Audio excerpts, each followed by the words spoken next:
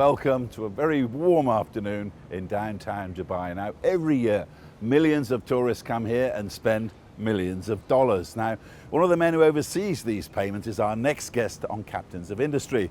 Raghu Malhotra is the president for Africa and the Middle East for Mastercard.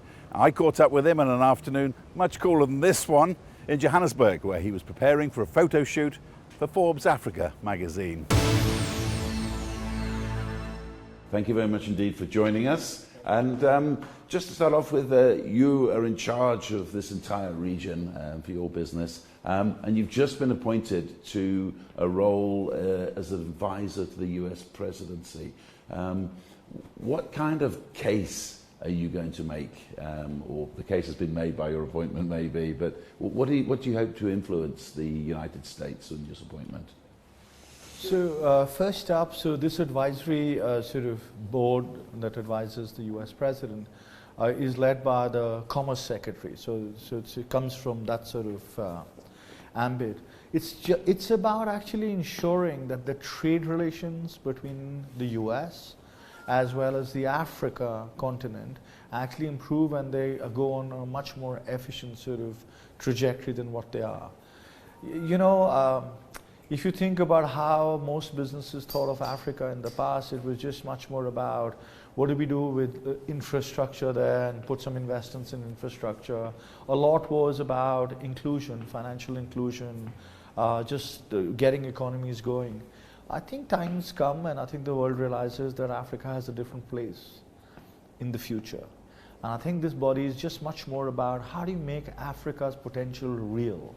What do you really do? What do you do with private sector as well as public sector enterprises from both the US as well as in Africa, and actually make sure that there's a better, more efficient trade and better policies are created for allowing for that. So it's really about advising on those fronts. As a businessman, what's the feeling you're getting about the interest in the African continent? I mean, for many, many years, Chinese investors have made a lot of inroads here. It seems the US has taken a back seat with their America First policy. We're not quite sure what's happening. What's your take on it?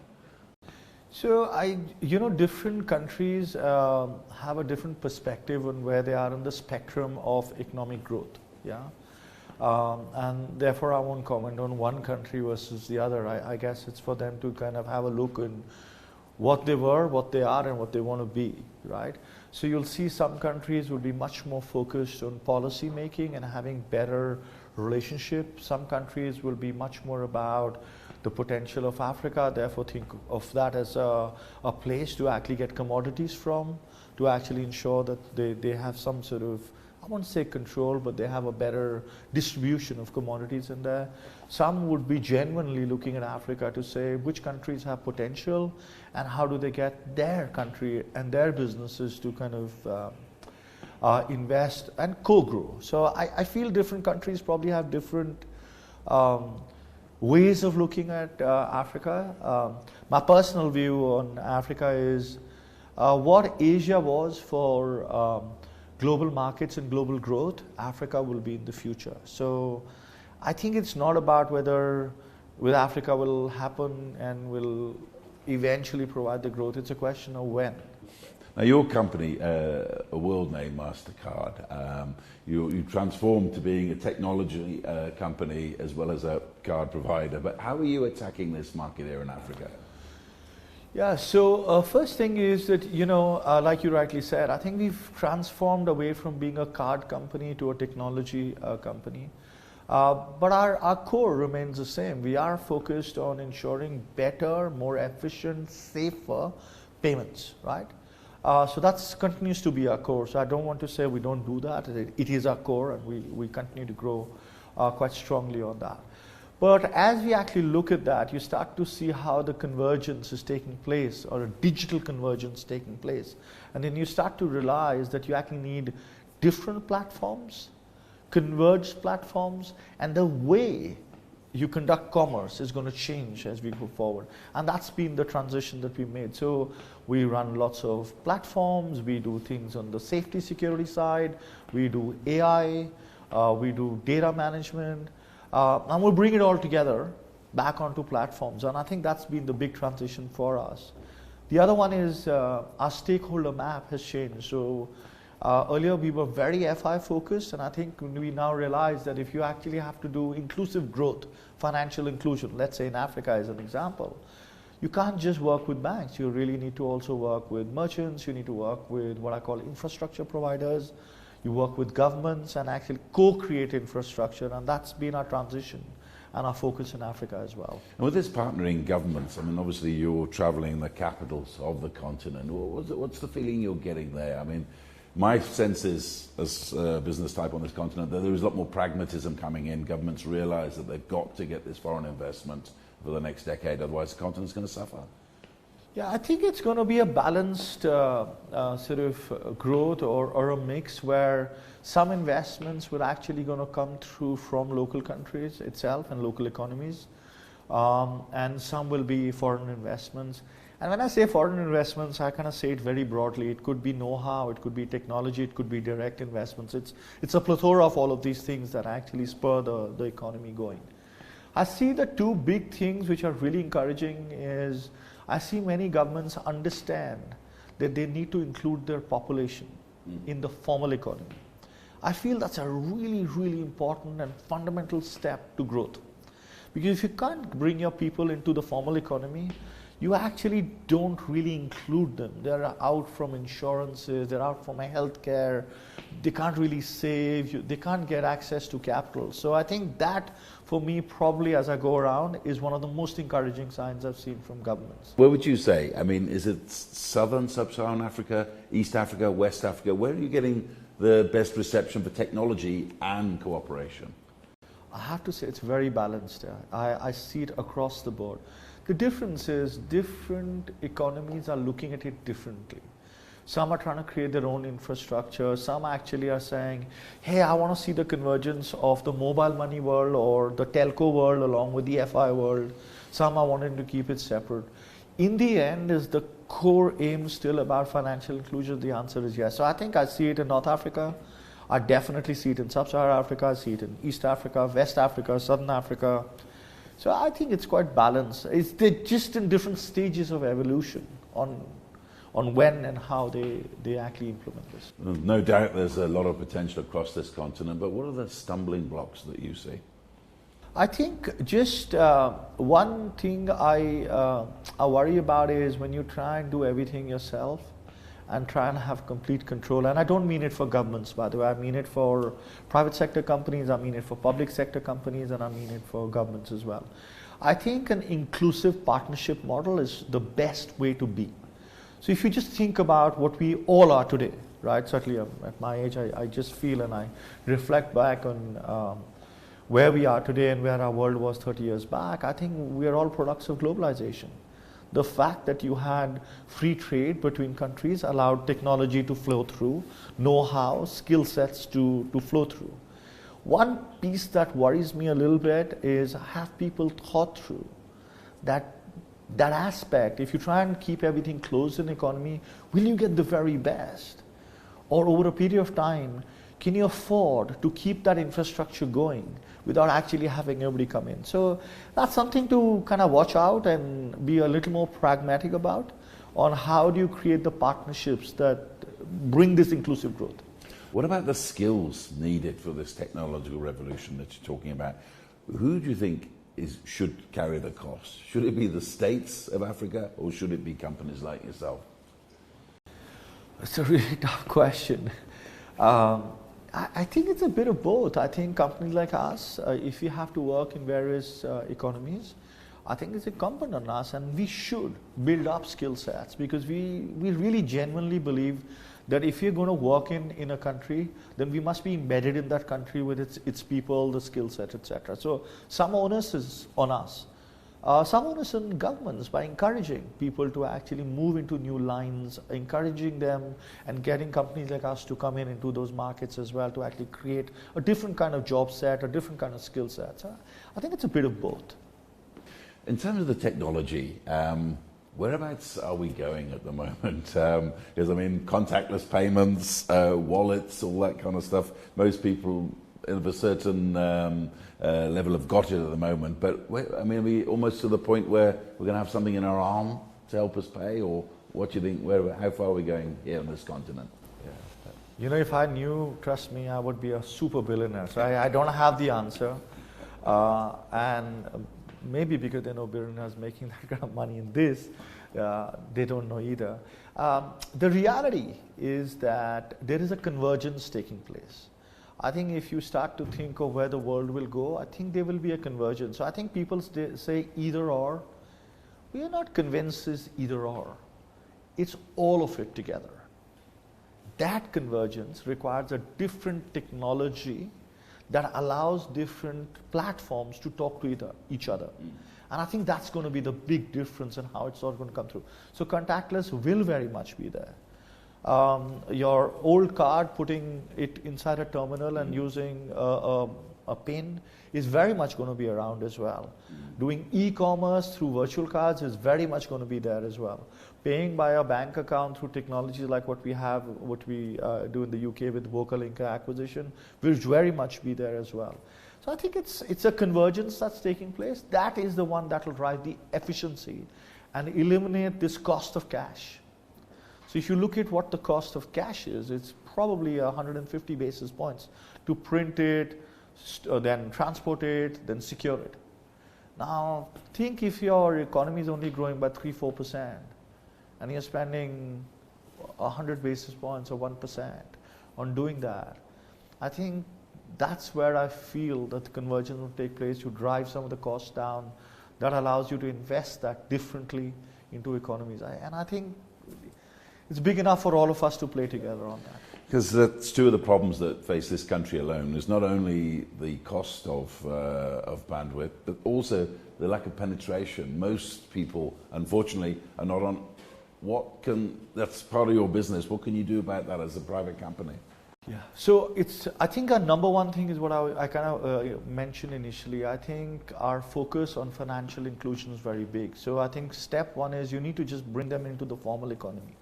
The question is, does current infrastructure allow them to come into the formal economy at a cost base that's acceptable to the whole value chain? And that's really where we're putting all our investments, using our technology, making sure our skill sets are there towards saying, we believe we can actually get 500 million new consumers into the formal economy. So what we call inclusive growth. And even that's true for us in South Africa, it's true for us in the continent, it's also true for us in all emerging markets, but also in developed markets. So I think there are many people, they have this policy thinking that developed economies have no issues about financial inclusion. Reality is, there's a strata of society in almost every country that is excluded. So I think this has to be even growth across. So I think our focus on financial inclusion is the first step towards driving this. How are you going to get around that? I mean, I was reading that you guys have come up with an agri-app for farmers, which I've seen less sophisticated versions of it operating on this continent, but often the problem was infrastructure. There weren't enough places for people to log on. There wasn't enough servers. What are you going to do about that? See, I think the first thing is the fact that our communications has improved across the world and it just works quite seamlessly is a really, really key ingredient in actually connecting people. So once we had that, so I don't know whether you know this, so what you call this farmers app is what we call the farmers network. Yeah. And it's a very simple concept. So if you think of the value chain of farming, you got a farmer who could be in a very remote place. They, let's say, produce 100 tons of rice. Then whoever has access to the farmer then buys at a particular price point. And then the whole distribution chain comes through all the way till it comes to the food at the table. Now imagine if I can actually change that access point for the farmer to say they will get the best price for the produce they have. And that's exactly what the Farmers Network does. So it has actually digitized that whole, call it a supply chain or a value chain, that is ensuring that, and because it's done transparently now, everybody can see that the farmer is now getting better access to working capital. That means they actually get better fertilizers, better seeds, they are actually getting access to credit. So I think it's bringing growth differently. So our Farmers Network platform is just about using our technology to help a different. A lot of people, when they hear about saying, what's Mastercard going to do with farmers? And I'm like, by the way, there are two governments who are actually implementing this program. So they kind of understand the...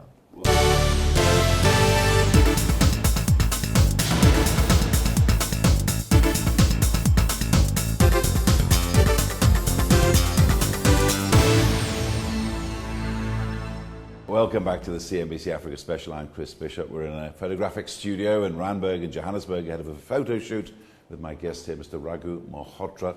He's the head of Mastercard for Africa and the Middle East.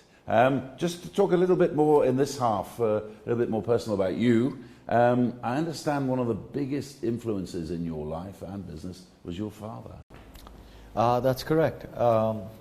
And the influence was, I think, much more inferred by me as I grew older, honestly. So I think as a child, the influence was, we just had a very normal childhood.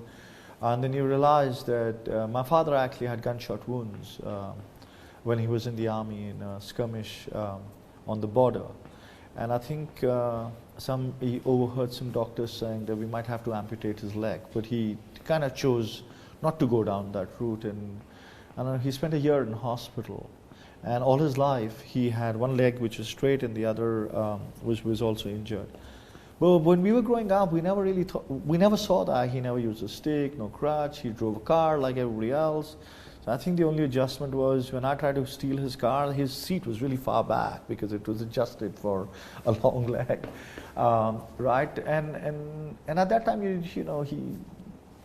it was just normal, and I realized much more later in college and as I started to work than what he was. So he was very young at the time. He was like 19, you said, and he just qualified, been promoted to be a captain, and he was on the border with China and India. What exactly was happening when he was wounded? He had a border skirmish. And he was a captain in the army at that point in time. I think he was just nearing 20 at that time, and I spent a year in hospital. So again, like I said, it's not something that he told us, right? So it's just that you kind of figure that out over the years on what the story was. And that's how the influence comes in. You start to wonder, saying there's a person who can spend a whole year in hospital not knowing where your life is going.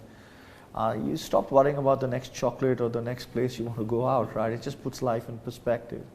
And I think those values have stayed not just with me, I think with the rest of my family as well. And he stayed in the army, he was a regular soldier, and he rose to be a colonel eventually. But you said he never tried to guide you, as it were, or force you one way or another. How did that work? I think, now I'm hypothesizing. I'm just presuming that because he'd been through this himself, I think his perspective on life was let people do what they want to do and they kind of figure out where they end up. So I never really had a constraint on what I wanted to do or how I wanted to do it. I think he had a very simple thing. Just make sure you stand on your own 2 feet and you should be independent, right? And then my grandfather was also into saying, just make sure you're educated. And the philosophy is very simple. I think it's a survival thing, saying you can lose everything in life, but if you're educated, you can start from the bottom again. And so that became a sort of thing. You kind of overcame obstacles with that philosophy in that. But you grew up and got educated.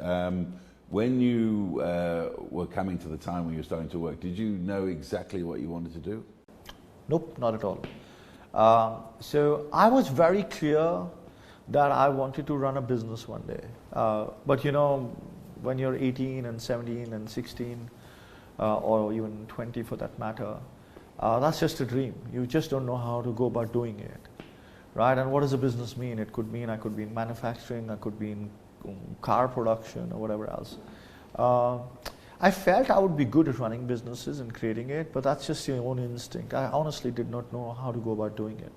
And then I got a summer job with Citibank, and I think that influenced my life differently, and I kind of started liking what I saw in a bank, and I joined the bank not because that's what I intend to do. It's where I first got my summer job, and eventually I worked for Citicorp in any case as my first job, and I just took it from there. And did you start right at the bottom, Citibank? I mean, what sort of things do you have to do in the early days? Yeah, so they had a management program, and you come in as trainees, management trainees, and in there. So actually, that was Citi's heyday. This is the very early 90s. So they were growing in most parts of the world, and they were expanding new businesses. So sometimes you just get lucky, right? You join a firm and it's actually doing things which are very different and innovative in those days, and you're 23. And you get to handle and get responsibility which you probably wouldn't have got if you were at another firm at another time. So I think I was also lucky to have experienced some of those things.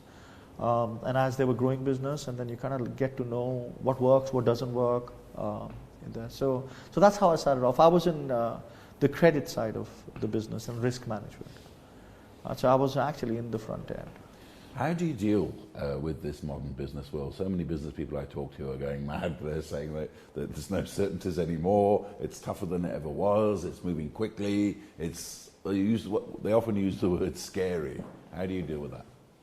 Yeah, so I bet you that if you went back 200 years and you spoke to businessmen 200 years back, they would say exactly the same thing. It's no longer what it was. It's very scary. There's too much stuff happening. So if you're running a business, I'm like, you just better deal with this. So it's what I call table stakes. Yeah. The question then becomes, how do you focus when you know it's tough and things are changing, and how do you transform? How do you keep pace?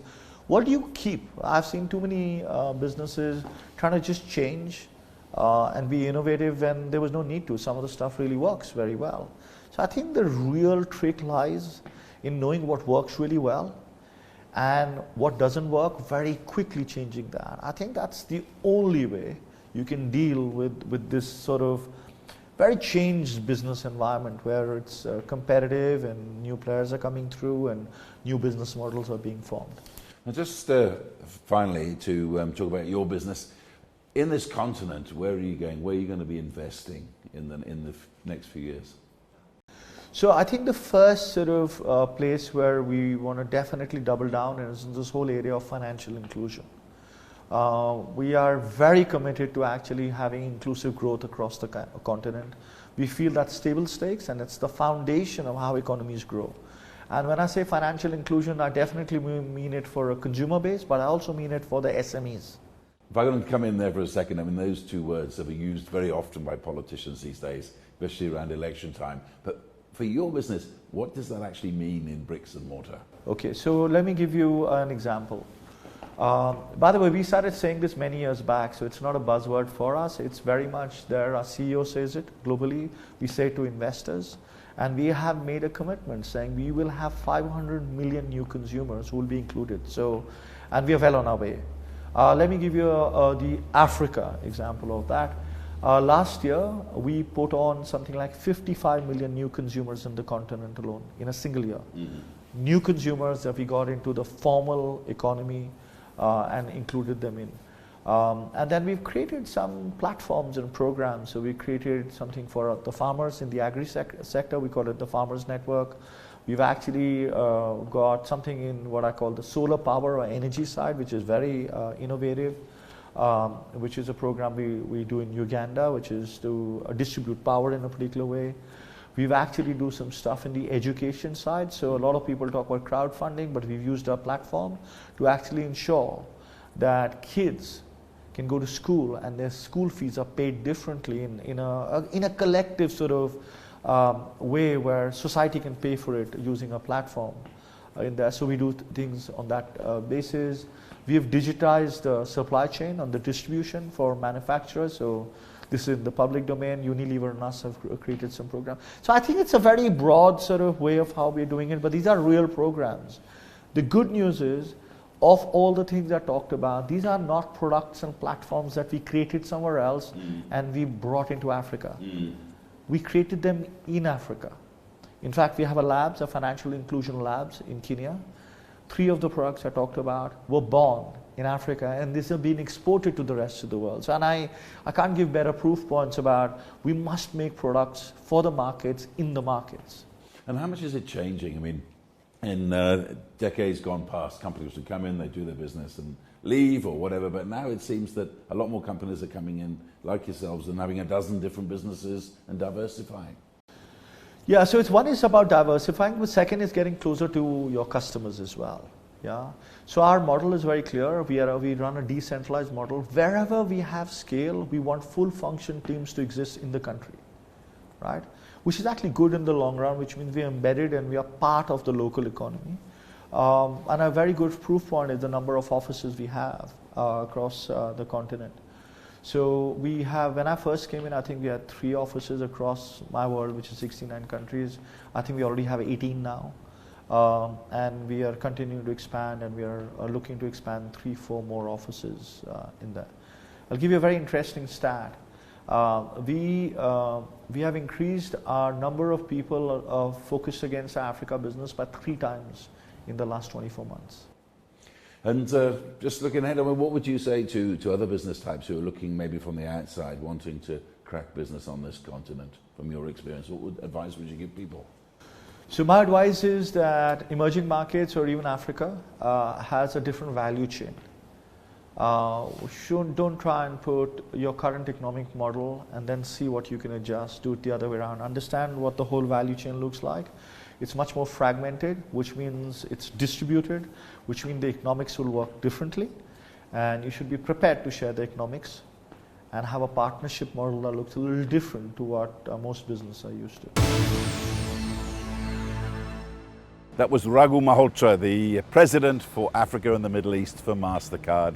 I'm afraid that's all we got time for on this edition of Captains of Industry. From me, Chris Bishop, in downtown Dubai, it's goodbye.